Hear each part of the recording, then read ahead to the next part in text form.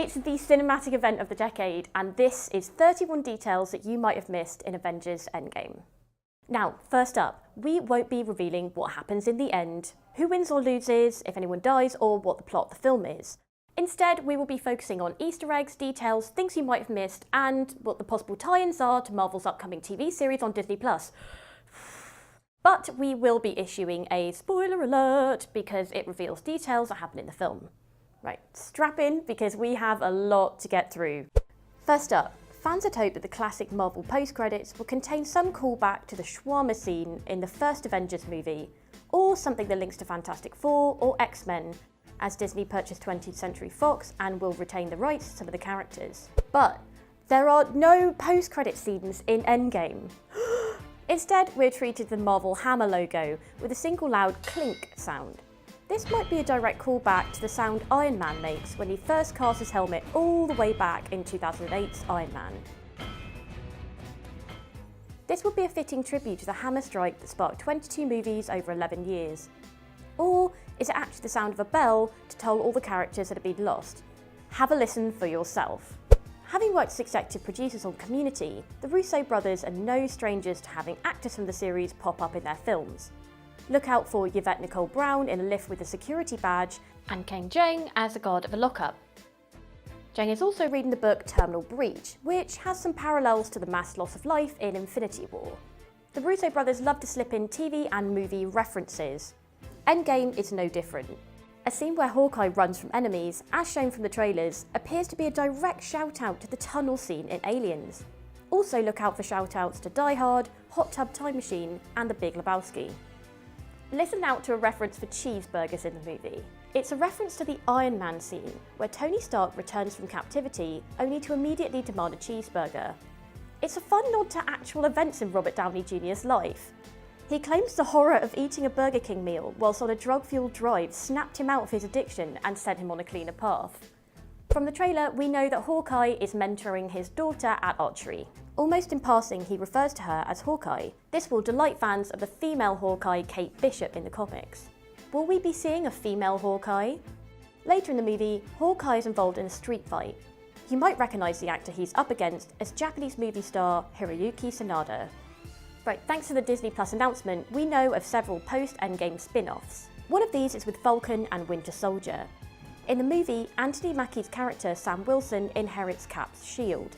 We know from the comics that Sam becomes Captain America and that there have been multiple Caps over the years. So is it possible that he might appear in this role in the upcoming series? Speaking of Disney Plus, we know that a Loki series is in the works, as is one with Scarlet Witch and Vision. Although it's unclear as to whether these will be prequels or follow the events of Endgame. Scarlet Witch certainly gets her screen time in Endgame and reminds us of how powerful she really is, deserving of the solo series. Stan Lee's cameo is as good as we hoped. In the 70s, he's driving a car while shouting, "Make love, not war." Both the number plate on the car and what he's saying have significance here.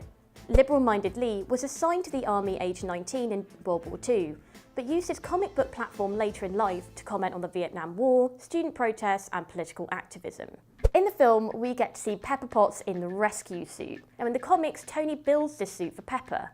A photo of this was leaked last year, so fans are expecting Potts to be battle-ready. At one point in the movie, an all-female lineup including Pepper Potts, Nebula, and Okoye take on enemies. This is a direct reference to the series A-Force, with a lineup of She-Hulk, Dazzler, and Medusa. It might be a heavy-handed feminist moment, but it certainly reminds us all of the female heroes in the MCU. The number A113 makes an appearance yet again in this movie. Disney fans will be familiar with this number from nearly every single Pixar movie. It refers to a classroom number at the California Institute of the Arts. Speaking of numbers, whilst leaving a message for Pepper in space at the film's start, Tony says that it's been 21, no, make it 22 days that they've been lost in space. Endgame is the 22nd movie in the MCU. And numbers again, when Thanos has gone to planet 0259-S, the Avengers try to find him. The number 259 might refer to Avengers Volume 1 Edition 259, which heavily features Captain America and Nebula. In a pivotal scene in the movie, Black Widow has a callback line to Budapest from Avengers. Budapest all over again! You and I remember Budapest very differently. Budapest is a thread that goes all the way through the MCU, with Edwin Jarvis meeting Anna there. Even Nick Fury's backstory has him retrieving CIA information there with Escobar. And in the Iron Man 2 video game, Pepper Potts even makes a visit there. Co-director Joe Russo has a cameo in the group therapy scene in the film. Joe has had cameos in all of the Avengers movies he's directed, even appearing dead in a tub in Civil War, so look out for that. Hail Hydra! This phrase is uttered by Captain America at one point. It's a shout out to the controversial comic Captain America Steve Rogers 1, where Cap has a darker story arc, which fans have got hyped over. In a laboratory scene, we also hear Toby Jones's voice off screen as the evil Arnim Zola. It's here that we get a glimpse of the original Ant-Man comic helmet, lying on a table whilst being attended to by Hank Pym. Loads of Marvel movies show a character losing an arm. Now, this is actually a reference to the Luke Skywalker hand chop in Star Wars. In this film, Nebula corrupts her metal frame when she half burns off her hand. Near the end of the movie, keep a lookout for Ty Simpkins from Iron Man 3. He's the kid Tony is stranded with in Rose Hill, who snaps him out of his anxiety attack, and he makes a brief cameo in Endgame. Insider confirmed this. Also, look out for the gift that Pepper gives Tony Stark in Iron Man, proof that Tony Stark has a heart. It was used when Tony collapses in his home and needs a quick fix to his core being compromised. Watch out for the name Morgan. In Infinity War, Tony says Morgan is the name of an eccentric uncle that Pepper had. In the comics, it's a name of a cousin Tony has, who schemes against him to try and take control of Stark Industries. It's the name of an important character in Endgame. In the Iron Man movies, we repeatedly see Tony Stark on a Rolling Stone cover that says, "Tony Stark wants to save the world." It's a nice full circle moment then that he contributes towards doing that in Endgame. Viewers might feel a little deja vu when listening out for some of the MCU's most quotable lines. The Captain America line, "Don't do anything stupid until I get back. How can I? You're taking all the stupid with you," makes a return, as does, "I could do this all day." There are also some location-specific lines to look out for. Cap revisits his conversation with Spider-Man in Civil War, saying, "Hey Queens, what's up?" In the earlier movie, Cap had told Peter that he was from Brooklyn. Also, Tony refers to Doctor Strange as the Bleecker Street Magician.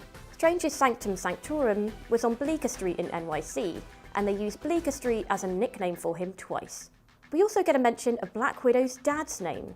This character's past has been shrouded in secrecy, but revealing the name of her parents could lead to a more fleshed out backstory when her solo movie arrives. One of the final scenes of the film alludes to Captain America's ability to wield other weapons. There's a callback to the moment in Age of Ultron, where Cap just manages to lift Thor's hammer, Mjolnir. It's a Steve Rogers we're familiar with from The Mighty Thor and Fear itself, and it proves a real treat for fans.